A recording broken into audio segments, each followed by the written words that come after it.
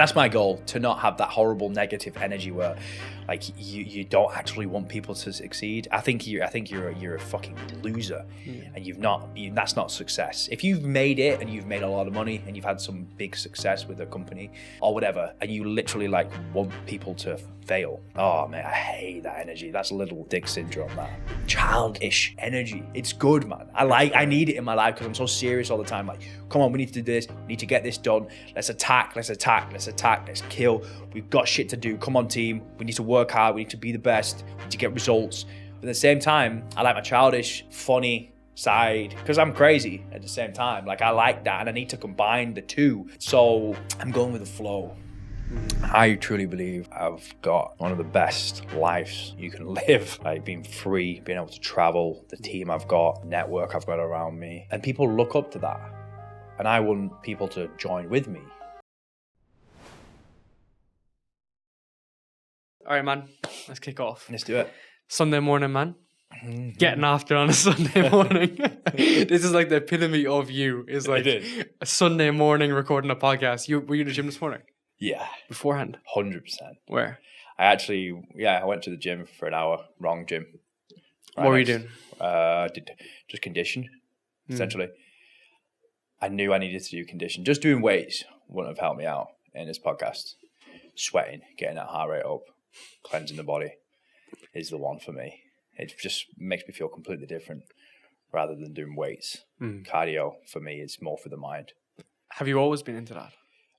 Well, training lots of football, athletics as a younger kid. What type? Yeah, just like maybe like track or 100 meter? No, I was more like 400, 800. I was 100 meter sprinter. Oh yeah? Yeah. So that's why I was, like, as in growing up, I actually wanted to become a sprinter. Yeah. And then how many Irish guys do you see in the Olympics as a 100 meter sprinter? Is that the goal? And then, and I was playing rugby too. And then I blew my knee straight open. And that's when I went into like all down the education, all down the business side of things, which was a blessing, right? It was the best thing that ever happened to me at 17 years old. I blew my kneecap straight open. Never play sport again, bear in mind I was told. I still went back, but it was that bad that I was never meant to do anything again contact. I like how you put your mindset into something else. You've got to, otherwise all that energy, all that drive, all that ambition, if you don't, it's destructive. 100%. So what is it for you that makes you want to do it? What, training? Yeah, and the conditioning. Oh, the conditioning. I think the conditioning is, I like being fit.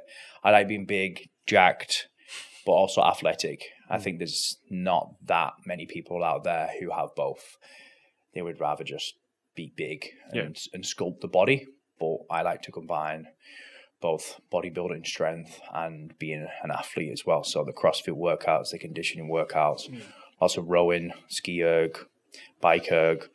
I don't do much running outside just because I'm pretty heavy. And I feel like my hips and my joints do get pretty fatigued. But I aim to be like an NFL rugby player. I love that type of athlete. I think that's one of the ultimate athletes you can be, where you can be fast and also powerful and strong. Who were some of your biggest influences? Influences. Yeah, even from a training perspective, just focusing on that. There's not really that many because I feel like it's new now in terms of like people, now they are combining CrossFit with the bodybuilding types of workouts, the functional training. So there's no real one person who stands out, to be honest, mate. But it was more bodybuilders who I was inspired by. Exactly. Honest, yeah. But that's just when you're young and dumb and just want to look fucking massive, right? You just use that to but that's it's not a great North Star. Just follow something and have some sort of influence. Because not a lot of men do, right? And then if you have someone who's in a different vertical that's killing it, and you move towards that, when you get to 95, 100 kilos, you think, oh, fuck it, I don't want to be just jacked. I want to be fit, healthy, and I want this 360 view of my fitness. Yeah. But you need to have that initial first person that you go after, right? Which is in fitness, training, everything. Yeah, that was more bodybuilders, I would say. My goal was, when I was just starting out, to be a bodybuilder. But then I got injured, so I changed routes. Makes sense. Like you just said, was a blessing. That's what it's all about, right? Yeah. Learning from that pain. Not a bodybuilder, mate. I'm more of an athlete. I'm a businessman. Well, I try. Taking a step back, why do you do what you do now? Oh, in terms of what training? The business, the training, for everything. others, mate. For others. I don't think I would be here if I didn't do it for others. I wouldn't be motivated. I wouldn't get out of bed. I wouldn't be inspired. What was the reason for that, you think? I know my gifts and I know what I've been through in life. I feel obligated to put myself out there and build what I'm building, because I feel like if you've got knowledge and you've got wisdom and you can help people, then if you don't put your energy into something positive and productive, then you can be very destructive. And I'm like that. If I'm not working forward and building and pushing on a mission, I'm destructive. Same. Yeah. Exact same, man. And I think in my early 20s, I was quite similar. It was like, I didn't really have that vehicle. So I didn't know what I wanted to build. And I was just kind of like pissing about in and out of Ibiza, 3-day benders, coming out of clubs at 6 a.m. And I didn't really have that solid foundation of what I wanted to do. But then when you found your vehicle, you can just go all in on that. So what do you think that inflection point was? Because you've always had a background in fitness. Did you want to build up on that with a business? I think it all started when I was into bodybuilding from a younger age. So I won a few decent competitions like Mr. UK, Mr. Northwest, and the trajectory of where I was going to go, I was going to be like, I thought I was going to be on the Olympia stage. I think I would have been. Why not?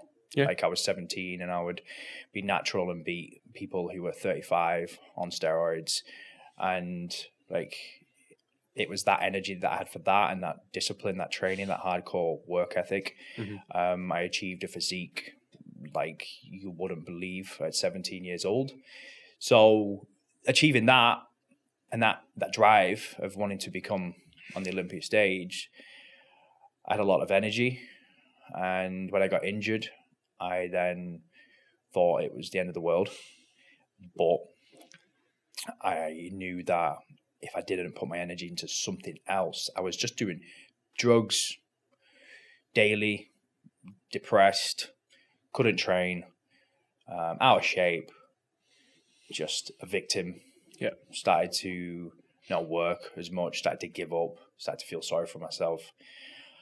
Pretty low part of my life, but also you've got to be real at the end of the day. And if I continue to just be that person and just feel sorry for myself, well, really, it's average problems at the end of the day. So many people go through the same shit like that, but they think it's just them. It's only me. No one else understands my story or my dream. I broke my ankle and then I couldn't become a professional footballer. It's the same story over and over again. Like, how many times have you heard someone say like, oh, I was going to be like a football player? It's like, come on, bro, give up. Yeah. Do you know what I mean? What are you doing now? Like, you're in the pub with your mates chatting shit about the past. I just don't believe in that anymore. And I was that guy at one point for a short period of time. And then the reality check happened where if I'm going to do it, I'm the only one who can make it happen. No one else. I didn't have anything given to me. So it was time to take action and put that energy and that enthusiasm that I had for training, that just mindset of just, I'm going to make it happen. I'm going to win no matter what, into personal training and building a brand. Why do you think so many people fall into that bracket of feeling like a victim? So you're from the UK, I'm from Ireland. If someone sends me a message, I'll always get back to them. And I get a common thread between people saying, oh, like, you know, it's so easy for you because you left Ireland and now you separate yourself from that environment, but it's so difficult for me and I feel like I'm pulled back from my friends and I don't drink anymore, right? It's been like 14 months. People say, oh, like their friends are pulling them back and they feel they have to go party and drink and stuff. So like, how do you break that cycle and how did you break that cycle? Well, if I didn't break the cycle, I would have been unhappy and depressed and a bum and a has-been. Yeah. Like, it's all on you at the end of the day. And I had to remove myself from a friendship group. Not that I fell out with them, and I didn't like them, I didn't look down on them, but I thought I was doing drugs. I wasn't happy. I had no money. I was broke. I was living at my ex's dad's house in the loft where I could barely stand up, and I just felt like a little bitch. So I removed myself from everything and just isolated. Just started grind. You stayed in the UK. Well, I went traveling. Yeah.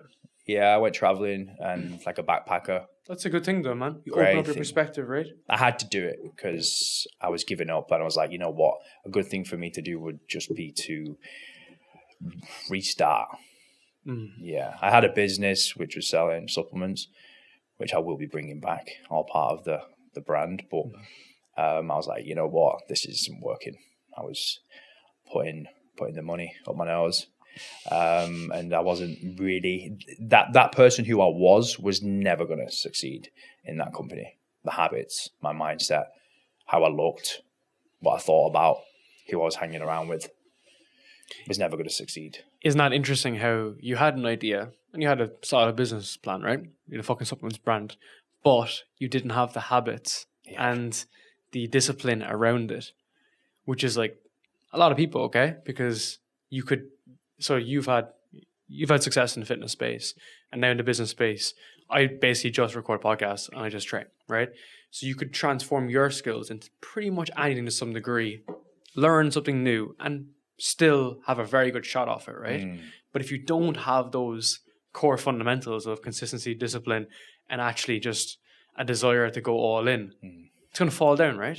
And that's what just happened to you. It's a perfect example. But you were still way ahead, right? Does that make sense? Yeah. Because you still did it, but you couldn't keep doing it. Nah. I had to work on myself mentally. Yeah. I had a lot of things that I needed to develop within myself and delve deep, because I just wasn't truly happy with who I was, my thoughts, my feelings. You hadn't pushed your potential, right? Yeah. It's all about that for me. It's about pushing. When you know you're holding yourself back, or when you know you need to get something done and you put it off and you put it off and you put it off, it manifests and it builds, and this horrible energy that carries around with you because you know you're not doing what you should be doing and you're not living up to your true potential. I'm a horrible, angry cunt if I don't get shit done, mate. I'm horrible. Like, I hate myself. Why? Because I just know what I'm capable of. Yeah. And I know it's not about me, it's about others. I just put it on others all the time. It's like, if I don't do this, then I can't help save other people. Yeah. If I don't do this, then my team are gonna be let down. That's how I get motivated. It's not about me. It's about them. It's about how can I create the best possible jobs for my team? How can I be the best leader for my team? Because they look up to me. If I'm not developing myself, working on myself, being disciplined, have good habits, then they'll follow me in that way. And I don't deserve to be a leader, especially for coaches as well. They're very smart emotionally. Yeah. But what I observed from you was that you have a very high emotional intelligence. So even though like you're fit and jacked and you just get up and get it done, right? You do understand different people's scenarios. And even if it's coaches or their clients, you do understand that, like, yeah, there is a proportion of people who are unmotivated, lazy, and don't do this. How did you come to that kind of realization? Like, did you like study yourself? Did you study other people? How do you get to that point? I don't really think a lot of people are lazy. I think it's the fact that they don't realize why they should be doing it, essentially. They've not really delved deeper and understood the why. Because you get people who are fat, out of shape, and they've got tits, guys, and then they're very successful in business. So they're not really lazy, are they?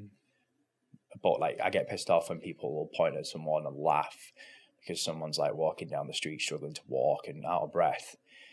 But you don't know what they've been through. You don't know why they're there. You don't know whether they were an athlete and then something happened to them. They got injured. They went through some traumatic experience, and now you think they've become lazy when they're just struggling emotionally. So it's about delving deeper and figuring out how you're going to motivate this person and understand the why and the motivating factors and push and pull. And I think as a coach, it's about understanding why that person needs to get up out of bed in the morning if they've not got a purpose and they don't even know because they're not self-aware enough, or they've not even thought about it. Then it's difficult to motivate someone. How do you walk someone through that process?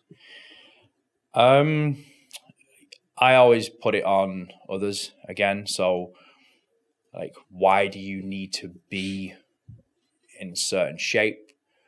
Like, do your family not need you to become a better person for your kids, for your loved ones? When you're a father and your kid is looking up to you, they need someone to be inspired by, not someone who's a bum doing drugs and not working hard. So I try and understand the person, what makes them tick. And then from there, we try and see all the positives in bettering themselves, and staying the same right now is going to just manifest into a negative mindset and life, essentially. It's also because maybe in other areas of life they haven't got success in some regards, you know. So like a big part that we do, like in our company, is try to get people like quick wins, right? Just lowest hanging fruits. Try to get people to win, right? Whether it's their first pull up or their first bench press or whatever. That's so important because you need to show people that they can actually be successful, because there seems to be this gap between the people like you, not you particular, but I mean like the top tier elite dudes, and then everybody else. Whereas like most people can get to that stage, right? You just need to extend your time horizon. It's not going to happen in 6 weeks, right? It's going to happen maybe in a year, maybe 3 years, maybe 4 years. And having those actual fucking goals, right? So that all the other stuff you can forego, you know? And I like to say, like, I have zero opportunity cost. I don't drink, I don't party, but I don't feel like I need to, because I'm working on something that I enjoy. And I love doing these conversations, right?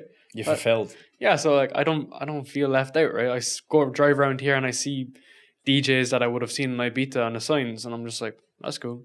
Like, I don't really care. It's cool though, right? And that for me took 6 years of examining my mind, 3 years of recording podcasts, and I'm only beginning to look at it now at 27. Yeah. So it's a long road, is what I'm trying to say, right? And I think that time horizon is something that people don't really particularly look at and realize how long it's going to take. People are just trying to numb themselves, mate.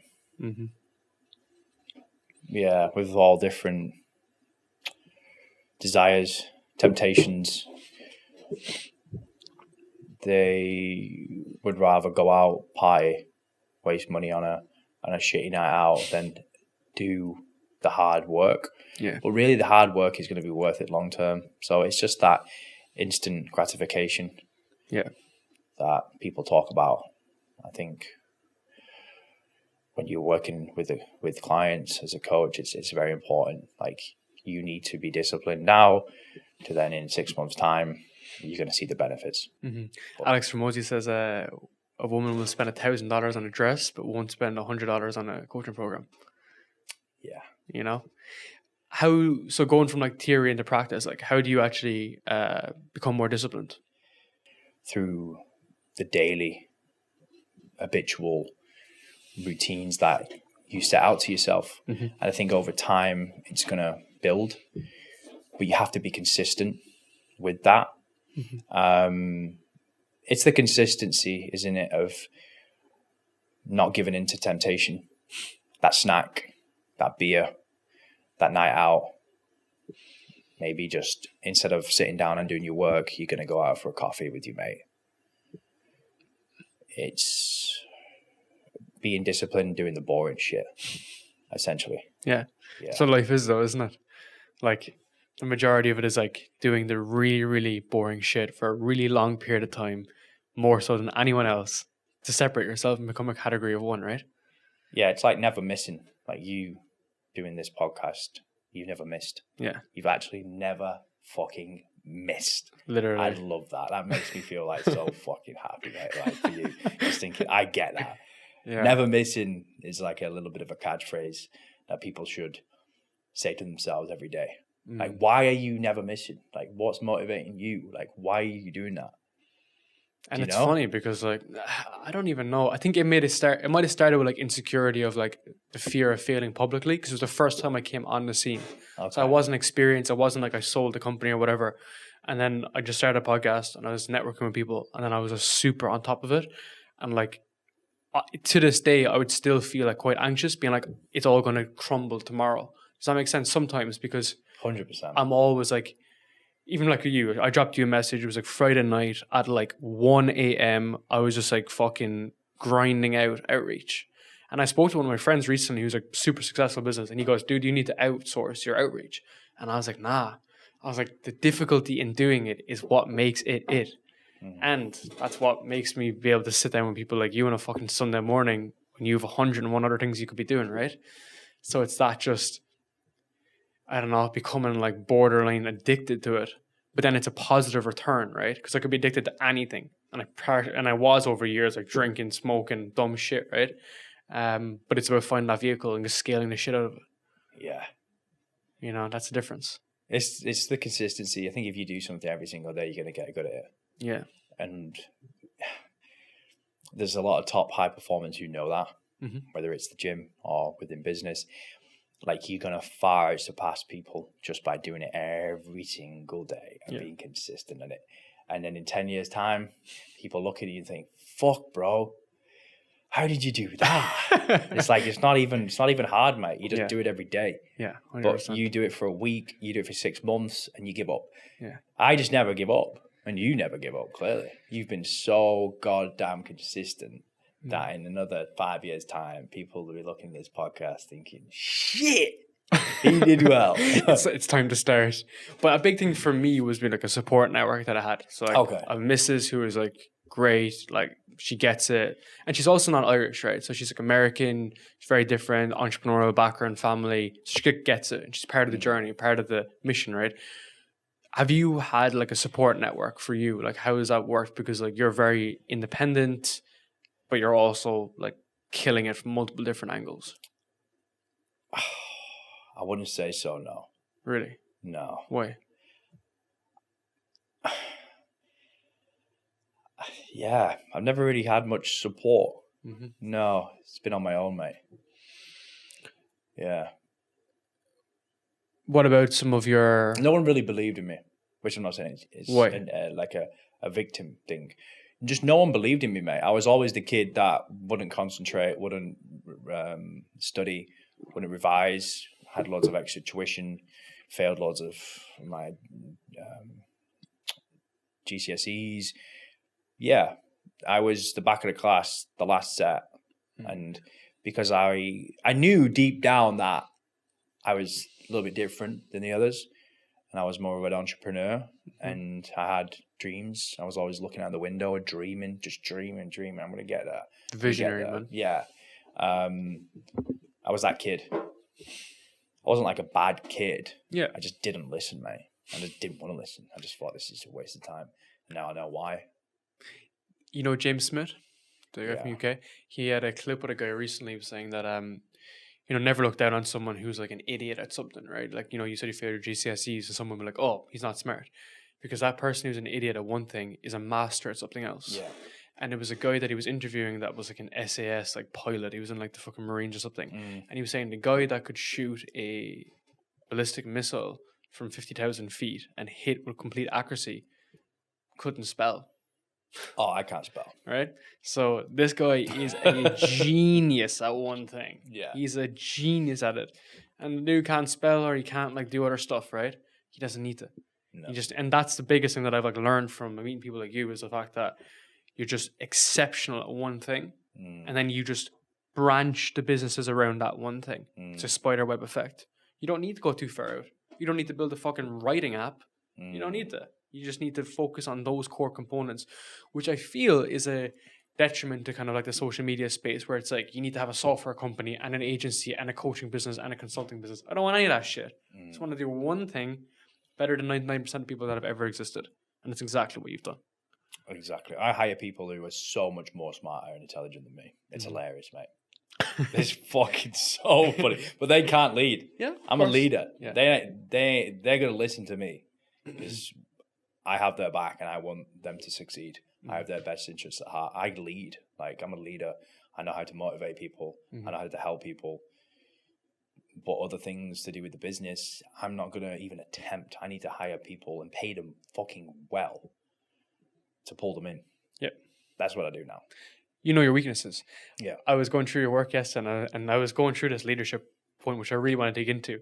And I was like, who do you remind me of? You remind me of someone. And you remind me of someone in Who is it? 300, the movie. True Hunter. 300.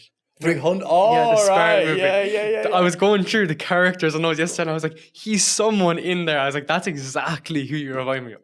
It's just like that. I mean, it could be the dude in the front, but that's your character, man. Yeah. Is the dudes from 300. That's your next Halloween fucking costume. But it's true though, right? You appreciate that. Because it's you live through your own experiences and you know where your strengths are, you know where your weaknesses are. So like are you 27? 28. 28. Jesus Christ. I need to get it going. I'm 27. Why do you think you have those like leadership capabilities so young? Oh. Well, I've always been a leader in terms of football teams, any sports I did from a young age, but I've got an older brother. I had two brothers, so very competitive, mate. Very competitive, and always feeling inadequate. Do you know what I mean? And always fighting with my older brother. He was always pushing me down. It was that competitive edge that I had from a young age. So that bred me into just an absolute monster, mate. Like, if I really believe I would jump in front of a bullet for friends and family. Like, I'm that guy who's going to run through a door and he's going to go head first. You know what I mean? Come with me. Like, who leads into the unknown. And I think that's what like a brother should be, someone who will look after another man, whether like, do you know what I mean? Like if it's like an altercation, like a fight, let's say a fight, and like this guy's coming onto you and you don't just leave your mate. Like I would never do that. I'm someone who is gonna like fight to the end, essentially, and look after. Yeah. I just care about looking after people. Yeah. Essentially, but anyway, getting to like leadership. Feeling inadequate. I would say I was always the guy who would, if I got tackled and we lost the ball, you could count on me to get up and chase them down. The engine of the team, who would never give up. And then, do you read much on it? Do I read much on leadership? Yeah, I've read a lot on leadership. Why do you think you became like a leader so young? Like, why do you have those capabilities and those skills? Okay, so yeah, I think as well, my younger brother who passed away, he was sick mentally, depressed, anxiety riddled from a very young age. So I had to step up and help him and be there for him and support him. So I became a leader for him. Well, I tried anyway. That was it. It was like, I need to become better. I need to work on myself so I can pull him out of that negative place and become like this savior for him. So my life from maybe 16 was dedicated to building myself up. I think I've analyzed this a hell of a lot, like fucking for years, just tried to figure out why I am a certain way and why I became this person. And I think it did all stemmed from trying to help my brother get out of a negative space. And that's why I'm dedicated to helping people, saving people. That's what I do, because it's built in me. I just feel people's pain a lot, very emotional in terms of I just feel people's energy. And like when people talk about what they've been through, I'm like, fuck, that hurts, man. So when I was younger, I had to support him and I had to work on my mindset and figure out how am I going to help my younger brother get out of this hellhole. Seeing someone from a young age be in bed for 3 years, not get out, of bed and you're pulling him out of bed daily, he's got the blind shut, it's a dark room, he wouldn't be inspired to even get out of bed, just didn't look after himself, had no purpose, couldn't get out of it. And it's like, okay, people need support, people need someone to talk to them, to essentially be there for them and support them. Yeah. And I just tried to develop myself so goddamn much, not just physically, but mentally too, to be able to understand how I could help this guy. And you were very young doing that as well.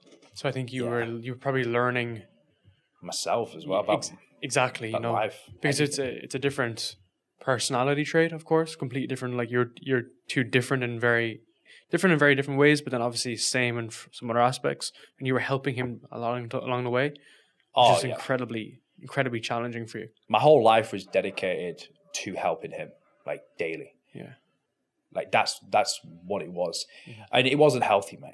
It was bad. And it wasn't healthy for me.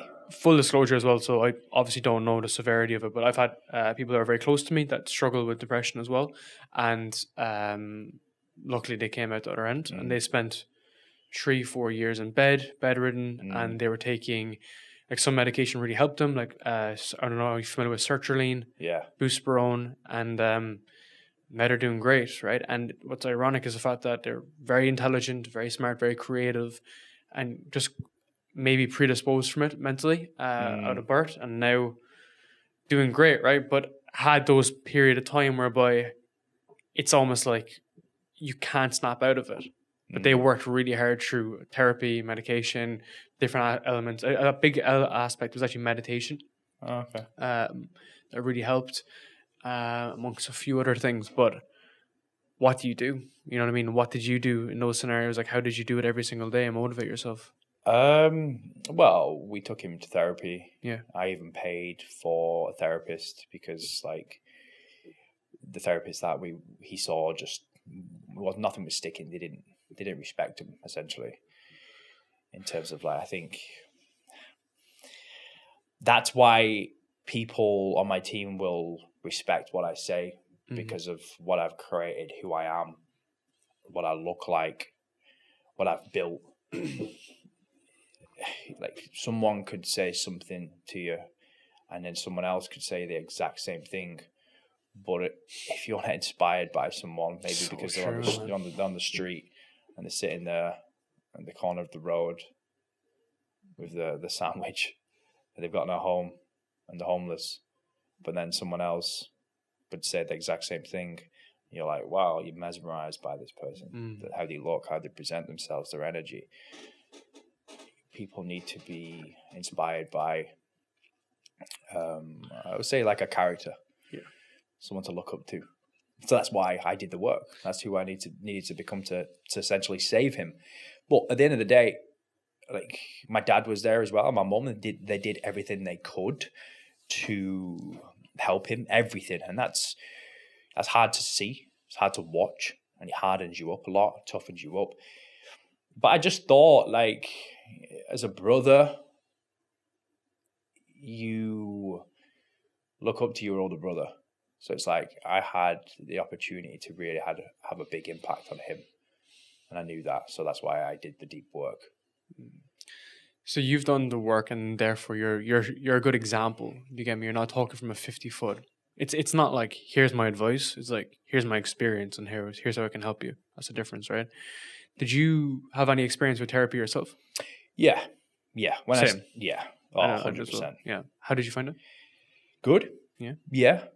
In my team, I have a therapist on board working with us because I try and make mental health normalized.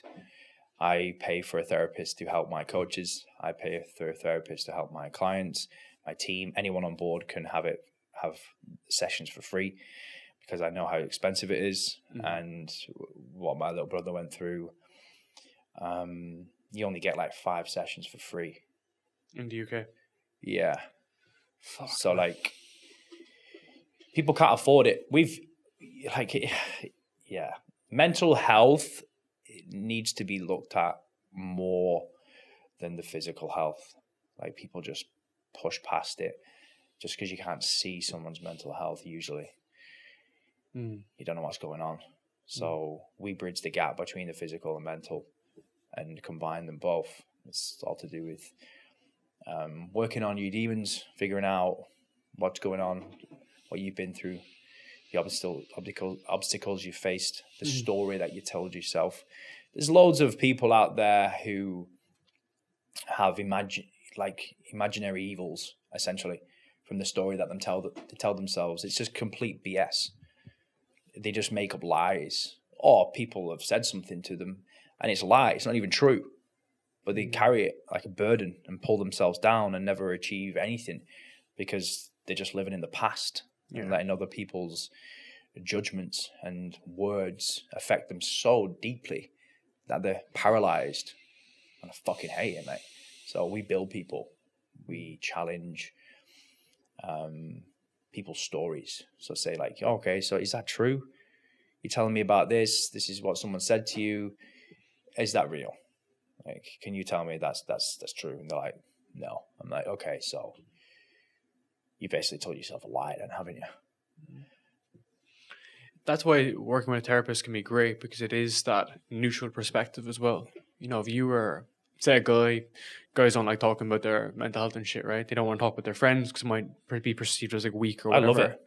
But you're at that point now, though, whereby it's to some degree like self-actualization, whereby you've actually realized this stuff about yourself, your weaknesses, and you can work on it. But you did the work, right? But from the first instance, that's why a therapist can be very helpful, because a therapist will let you just speak. And that's what I had, right? I was going through like a really rough period of work. Went to see a therapist.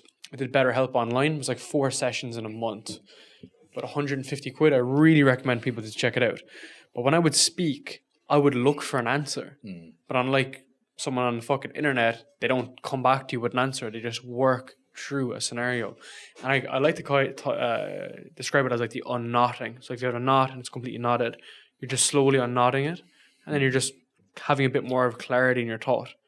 And it's been like 1.5 years since I went to see a therapist, but I would probably do it again in the future if I need to. You know, if I come to a period where I'm really stressed, overwhelmed, I can't emphasize how helpful it's been for people that I know, and especially me as well.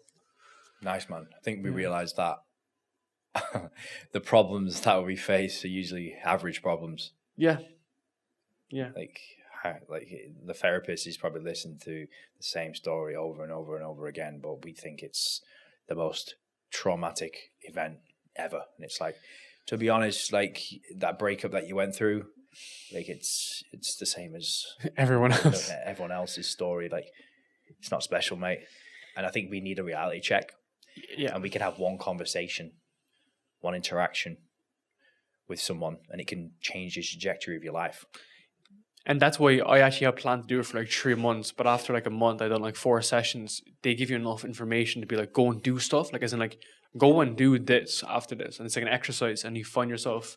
I was really anxious, and I was really snappy. Okay. Short. I was like just short, very short with my girlfriend, very short with other people. And I realized that like how I could do that internal work. And as a result, it was great. Now, if you compare that to other people who had a lot of trauma growing up, and like actual trauma, and I don't know, are you a fan of Tim Ferriss? Yeah. So Tim Ferriss kind of went off the grid the last couple of months. He recently did a podcast with Rich Roll, and the reason why he's off the grid for the last couple of years is because he went through like a lot of childhood trauma that came up when he did a silent retreat. So he did a 6-day fast in 2017. He did a silent retreat, and he was microdosing psilocybin. And as a result of doing that, he had a lot of abuse from the ages of 2 to 4 that he was recalling. And he spent the last 6 years working through these scenarios. And the podcast, when it came out like 2 days ago, it's phenomenal, right? Because someone who has examined their life so closely for so many years, super, super successful entrepreneur, like multimillionaire. And now he's gone back to base camp and to rebuild his mind. Zero, day one. Starting again. And no one examines their life closer than Tim Ferriss has. So he just went off into the wild pretty much in terms of like as a metaphor, to figure these things out. And he was super optimized, right? So he had his health dialed in, his food dialed in. He wrote like 1 billion books on how to be optimized. And he calls himself unoptimized now. Because why optimize something if the brain isn't in check? Big reality check, that. Crazy. So he spent 35 years optimizing his life. I think that's a good thing for society, though, to see that, to be honest. Do you know what I mean? Like, no matter how many books you've read, how many books you've written, you can still crack. Do you know what I mean? I think that's a positive thing, because I think we always have this hard shell. I do, anyway. But you have both, though. That's the thing, is that you are like hard as fuck, but you're also on that emotional side, which is crazy. Like, I heard stories that you were saying that you were like crying on like a treadmill and shit when you were going through the hardest stuff. But that's it's rough, but it's real, right? Yeah. And it's not fucking bullshit, and it's the reality, you know. Yeah. And this is actually quite an emotional conversation, man, and because it happened to you and it's a tough scenario to be in, right? Yeah. And now you're just trying to help other people that are going through some things that are quite similar. Yeah, like it's that obligation thing. Like, I went through that with my younger brother. I've learned a lot of tools. I have a big insight into mental health. I have a big insight into how to pull people out of a bad spot. Like, we've helped thousands of people. Like, there's some of the transformation, like I know how to help people. That's what I'm good at. And if people understood the level in which you can actually change within months, people would actually take action and make it happen and be disciplined and do the habitual work that needs to be done and stay on that path and fuck out all the noise, all the bullshit. Don't be distracted, because I've got guys now on the team who are absolute savages, mate. I'm building badass motherfuckers. That's the goal, mate. People who, and I believe a badass motherfucker is someone who can run through a wall and take some motherfuckers out, but also can cry and get deep and emotional and open up in the next hour. Yeah. Do you know what I mean? Yeah. And that's what it's about. And that what I went through with my younger brother and still going through, mate. I'm still going through it every single day, like every day. And I don't want to forget about him. He's a massive driving factor to why I'm the way I am. Like, I've got a lot of regrets, bro. I've got a lot of fucking horrible, dark demons that are disturbing, mate. Like, they're not nice. And the things I said to myself, people will be like, wow. It's like, that's why I can relate with like people like Goggins and people like that, because I'm the same type of guy. Like, that's how I think. Like, the same type of just dark shit. Like, I have to call myself a bitch all the time, because it can be so easy for me to be complacent, like looking out in my villa over the rice fields, got an amazing team, and you've got to check yourself and ground yourself daily. Yeah. That's something I've been working on, being grateful. Because I could just sit in bed, man. Yeah. I could just sit in bed and chill.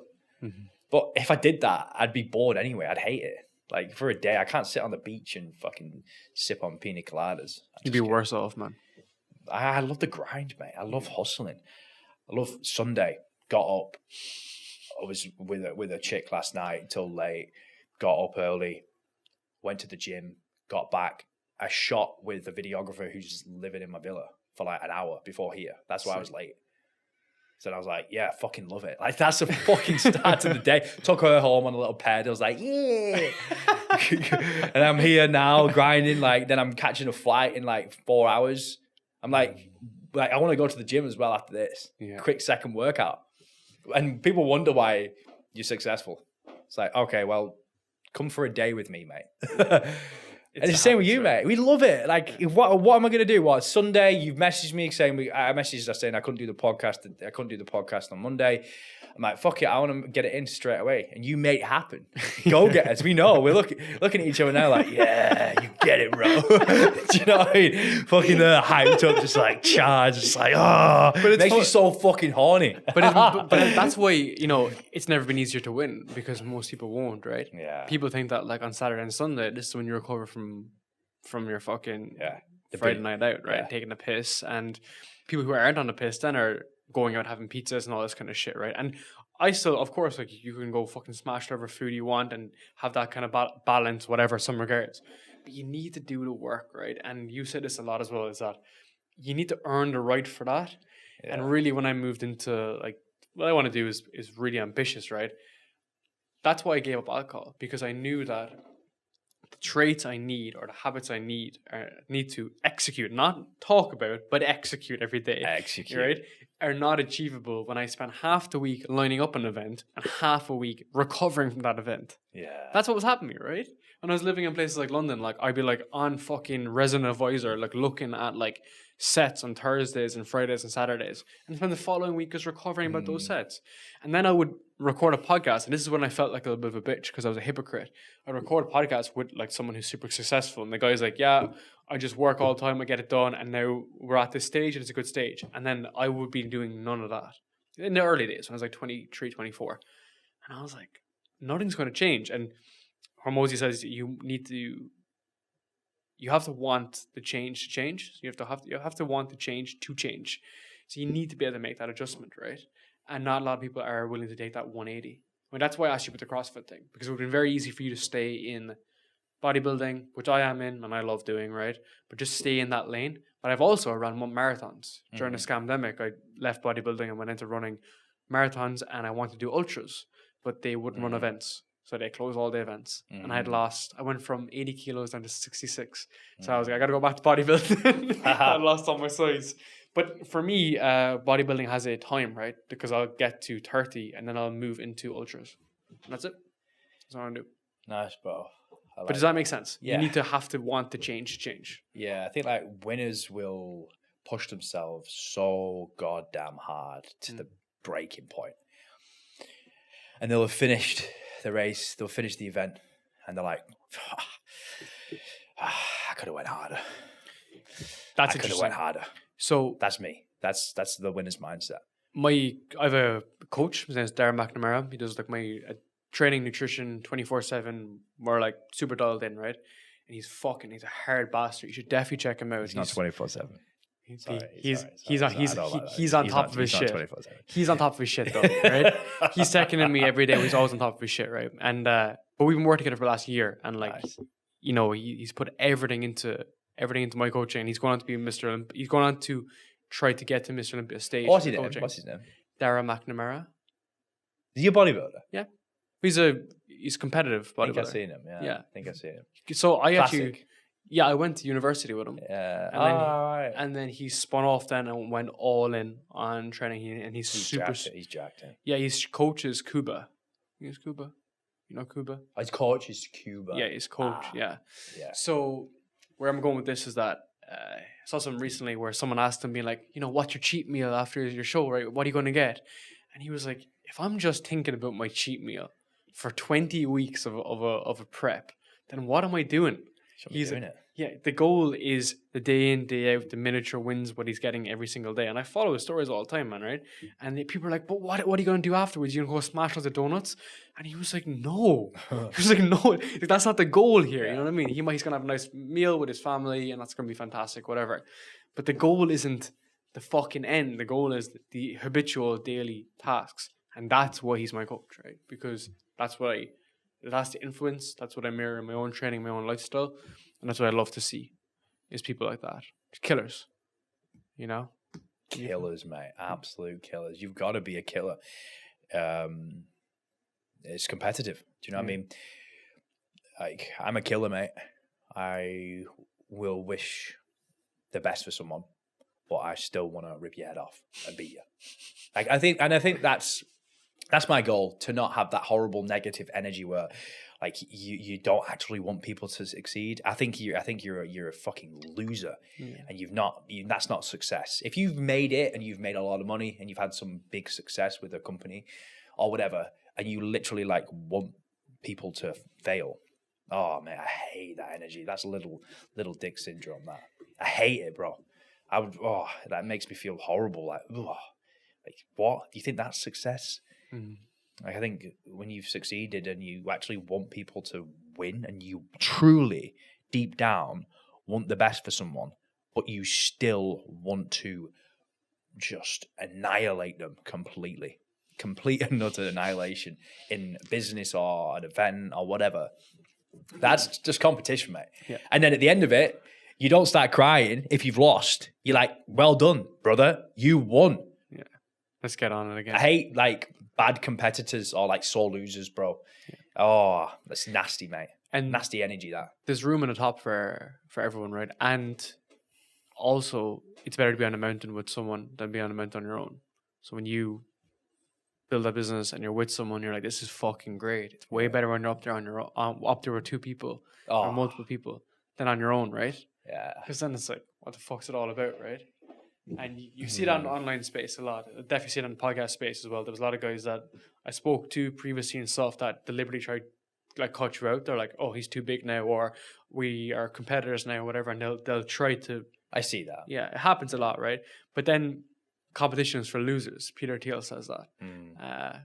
It's for losers, it's for dorks, right? Like the competition to the point whereby we're going to chop you down. And I've had this in the past, right? But we can work together, and that's why I do intros for people. I introduce people. I put people together. I'm the midfielder. I try to introduce people and try to see how we can all work together, because we can all do it together in that group of people who are striving and pushing harder. And when you bought the ticket, I said this to my girlfriend the other day. It was like, once you buy the ticket and you're fully committed, people want to help you. But if you don't buy the ticket, they don't want to help you because you haven't bought the ticket, right? Makes sense? Not that you're not in the club, but you're not willing to put the work in. But then when you put the work in, it's like, yeah, you need this, that person will help you. You need this, that person will help you. That's the difference. Well, you got a lot of success zombies, haven't you now? In business, especially the coaching space. Like, how can you coach someone in business when you've never actually built something yourself? That's all we experience in Bali, bro. In saunas here, mate. I'm like, I'm talking to people and they're like, what do you do? I'm like, a coach. I'm like, and I know straight away, they're like, are you a coach's coach? And I'm like, well, to be honest, I do have coaches who work with me. I'm just like, no, I can't even say it. I'm just like, yeah, it's a little bit different, mate. You're an astronaut. Because that's what the world has come to, mate. Like people trying to fake it, just fake it. And, man, so many just fake business coaches out there who haven't built anything. Like, how can you teach someone? And you know what, bro? Good luck to them, because they're gonna feel so crap inside. They're such a fraud, such a fake. Never walked the walk. Like, it'd be so easy for me to just set up a business to teach coaches. I'm like, nah, I'm in it for the long game, bro. And I think when I speak to people and they're like, yeah, I want to be here in like 5 years, I'm like, their vision ain't big. Their mission ain't big. I'm like, when I die, what am I going to leave behind? What legacy am I going to leave? Like, where's the business going to be at? How many lives are going to change? I'm thinking when I've died, not now in the next 2 years. Like, that's short-term thinking, man. And that's why, sometimes I fucking hate platforms like Twitter, because you have people that are like, oh, like, this is how I make like $10,000 a month and how you can do it too. It's like, you make $10,000 a month, which is a lie, by the way, and you've made it up, right? It's all fictionary. But then the next month you're doing nothing anyway, because your business is completely unsubstantial. Right? So you've done the work. You're able to unsustainable. And you're not able to have any sort of longevity in it, whereas what you're doing is generational to some degree, right? Oh, yeah. 100%. You'll want your family around you to either learn from you or to continue on what you're doing to some degree. But everyone's thinking in days. So when you're thinking in decades, category 1 again. You're just on your own, right? 100%, mate. I'm just like, why are you thinking in like years? I'm thinking like, when I die. So I know we're recording a podcast, but one of my pet peeves is people who just talk about it, like you said, the sauna effect, right? It's like just talking about it versus actually executing on it. And I think the reason why for that is because there's so much cheap dopamine you get from telling people your goals, right? Oh, to keep your mouth shut until you fucking made it. 100%, man. And the best thing to do is just to either tell no one in general, because I always realize this, that like the richer you become or the more like famous you become or the better you are or something, you know, the more prestigious you are, the less you say anything anyway. Yeah. Because it's all just there. Like the evidence is on the fucking table. I know nothing, mate. I just keep thinking that. Day one, every day. I know nothing. I don't know what I'm doing. I'm just guessing. See what sticks. Enjoy the process. Yeah. Have some fun. Yeah. Don't take myself too serious. How do you balance that? Because I've definitely fallen victim of just gone like, sometimes I can just go too heavy on the business side of things. Well, my experiences, I've fucked relationships up, mate. Essentially. Yeah. So, like, I've fucked relationships up where I'm just like, wow, I have to change. I cannot be that person. Just working every day, all day, not rewarding myself with anything. Just isolation as well. And now I have more of a balanced approach. Like, that word for me, balance, is difficult to say. Yeah. Do you know what I mean? But at the same time, like, what makes me happy? Son, living in a good place around good, happy people. Bali is amazing for that. I was literally driving this morning on the back, and she was on the back of the scooter. I'm just like, look at all these Balinese people. They're just so happy. I'm just there like, yeah. Do you know what I mean? Just that energy. Do you know what I mean? Like childish energy. It's good, man. I need it in my life because I'm so serious all the time. Like, come on, we need to do this. We need to get this done. Let's attack. Let's kill. We've got shit to do. Come on, team. We need to work hard. We need to be the best. We need to get results. But at the same time, I like my childish, funny side because I'm crazy at the same time. Like, I like that, and I need to combine the two.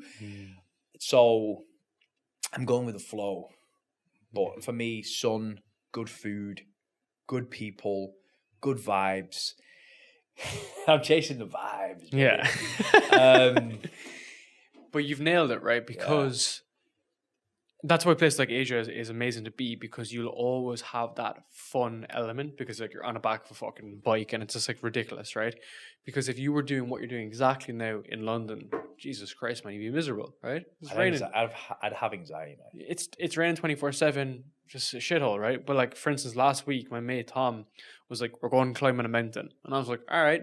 Turns out he has a background in mountaineering, which I did not realize until we were half up the mountain. He was like, we're leaving at 4 a.m. So I was like a child on Friday evening. And I was like, I'm buzzing. I was like, we're going for a drive. And I got up at 4, drove all the way into the mountains and did a 12-hour hike. Started at 5 a.m., came back at 5 p.m. 12 hour? 12 hour. Good effort, bro.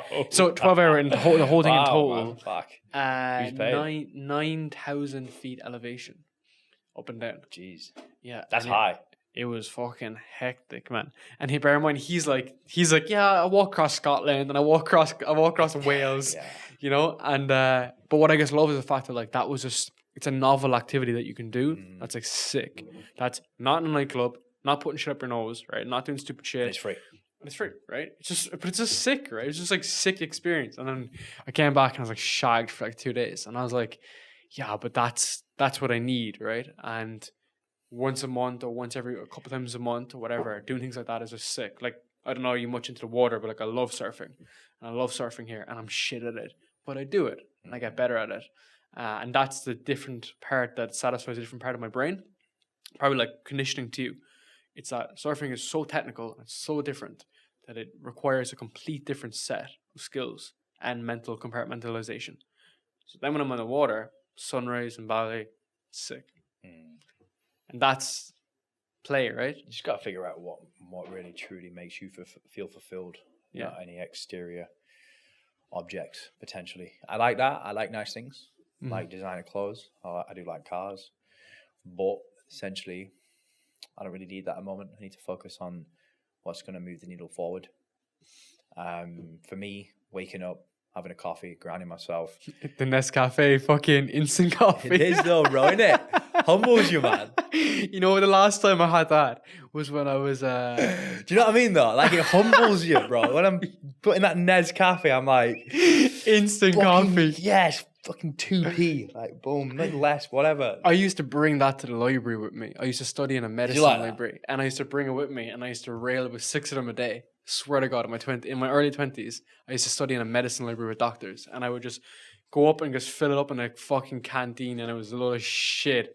And I know the feeling of it. The Nescafe here is actually fucking, it's nice. You know what I'm saying though? Like, I love grounds it. you, man. Yeah, 100%.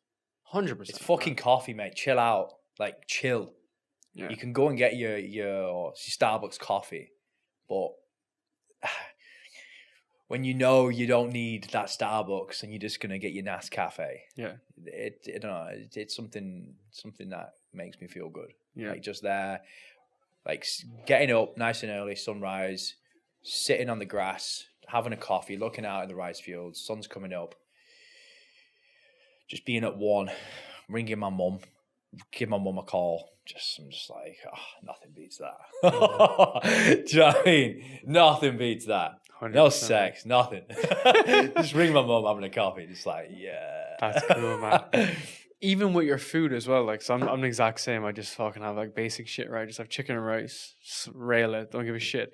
It was so bad that I didn't even have a microwave here that I drink my oats straight from a shaker. Savage, bro. Right? I just have oats, fucking 80 grams of oats for protein, and I just rail it in a shaker. But with the training that you do and like the calories that you burn, I don't know, do you even track how much calories you burn? But like, how much do you eat, and like, how do you know what to eat because you're at the stage of high output? Yeah, I eat a lot, mate. Yeah, would you eat like 4,000 calories a day? Eating too much is probably the only thing that can affect me in terms of like set me off track. Like, I don't really go out party anymore. Don't do drugs. I think eating is like something that I enjoy out of life, but if I go too far, I can get fat. So it's like having too much food is really kind of where I've got to now, which is essentially gonna make me go off into a negative path. If you get what I mean by that, I probably didn't explain it right. Just because you slam so much, your metabolism probably even increases your desire for like carbs and shit in your brain. Just goes off. That's it. Yeah. My desire for food is high, but I don't eat junk food, mate. I eat lots of fruit, veggies, yogurt, steak, eggs. Good quality whole foods is what I aim for. I will throw in some junk here and there, but I think when you've eaten the way I do, you function at a higher frequency, higher level. You're full of energy. You don't have any dips in the day. You're literally fucking full of life, right? Because you're eating well, nutrient-dense foods, packed full of all the vitamins and minerals you need, essential fats. You're just full of energy, mate. So like when people come to me and like, I've got no energy, I'm like, diet, get your diet right. Simple as that. First thing. If you change someone's diet, it can change their life. And what type of carbs are you eating? My fruits, bread, rice, some noodles. Would you have a lot of volume? Banana bread. From Papito? Papito? Which one's that? You know where do you get your food from the supermarket? Oh, no, I eat out. Oh, you eat out? Yeah. Majority of the time I eat out because I like to eat out and work at the same time. It's like, again, it's my enjoyment. Yeah, 100%. I eat a Body Factory, man. I order a Body Factory. No. So but when you're in there in dispenser, they can bring it in. So man, think about this, right? I train, finish training. I order like fucking 400 grams of rice.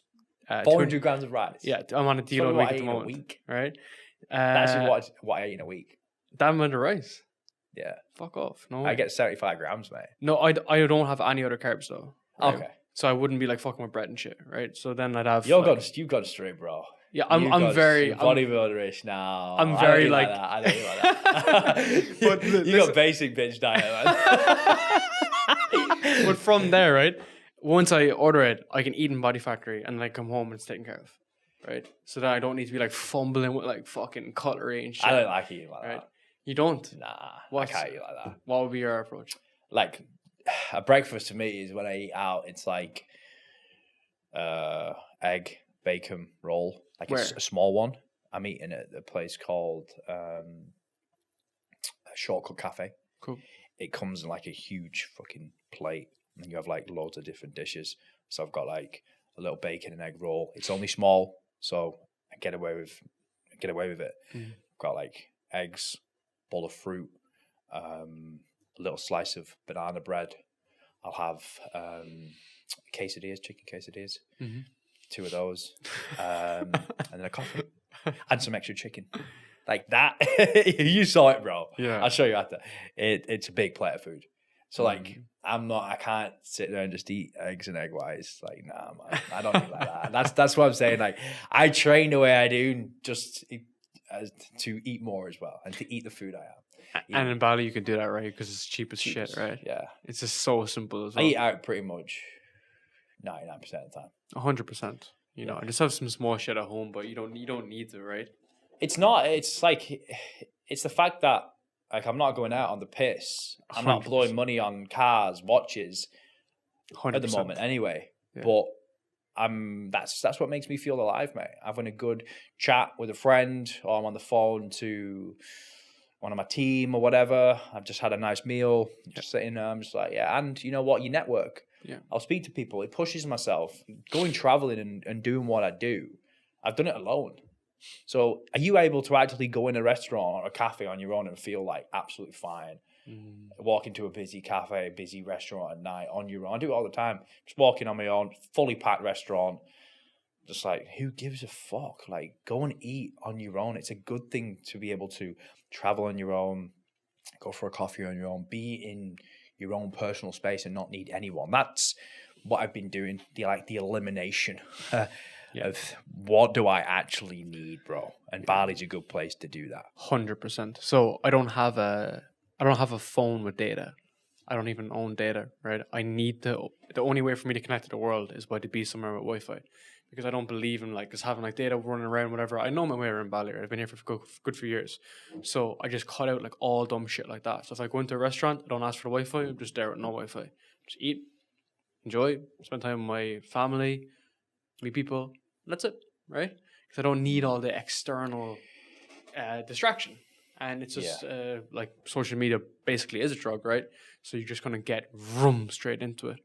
Or even from a work perspective, if I connect to the internet, I just go vroom straight into work 24/7. So finding a way to just be disconnected from everything has just really helped me, 100%. I like that. I always set bigger goals though. Like I've got my Ibiza trip next week.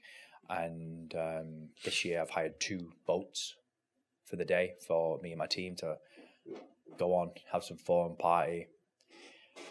And I'm thinking like, what I've thought of the past couple of years, I want to own a boat and pull up with people on the boat at a beach club.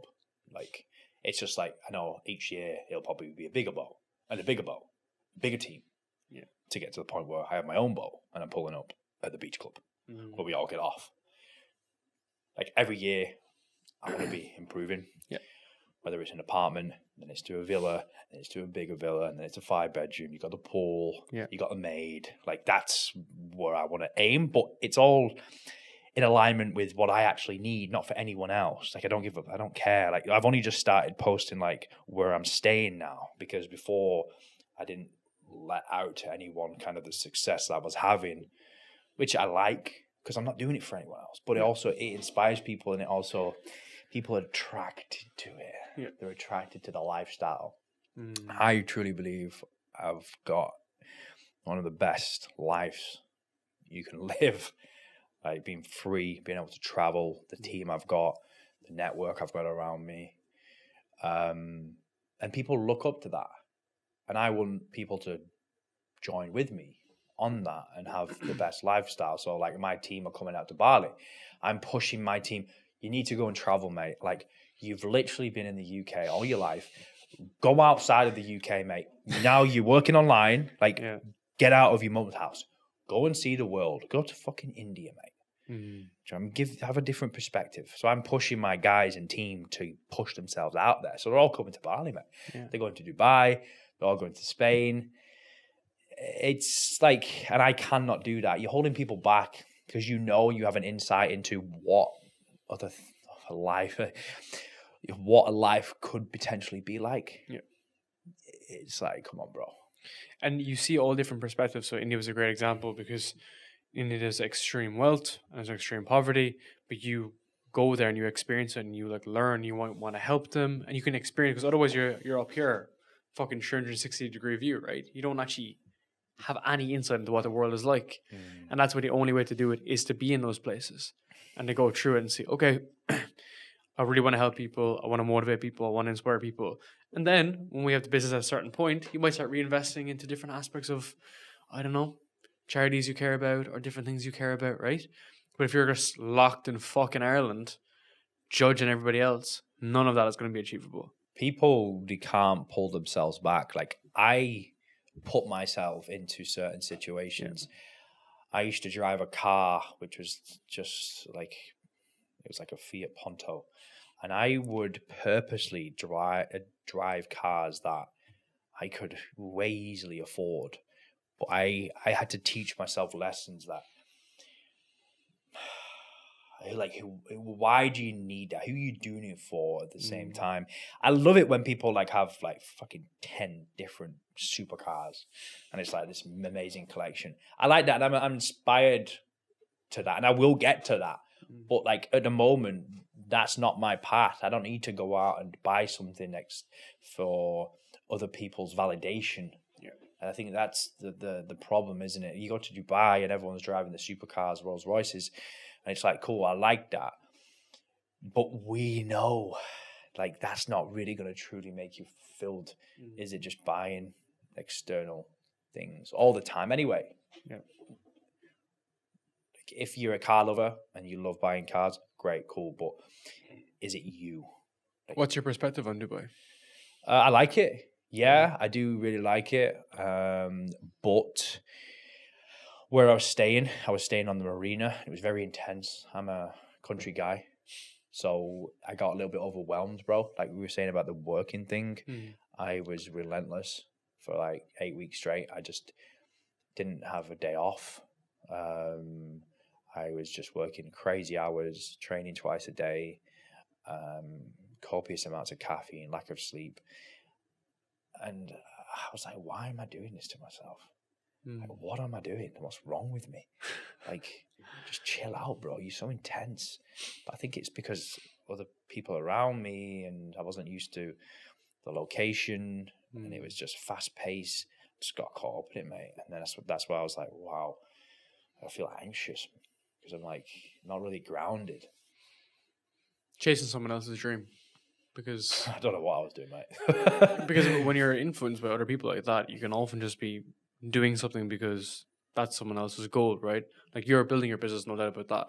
But you're working at that pace because you've seen someone else do it, who might be just making it up as well. Like that's I don't think I've seen someone else do it.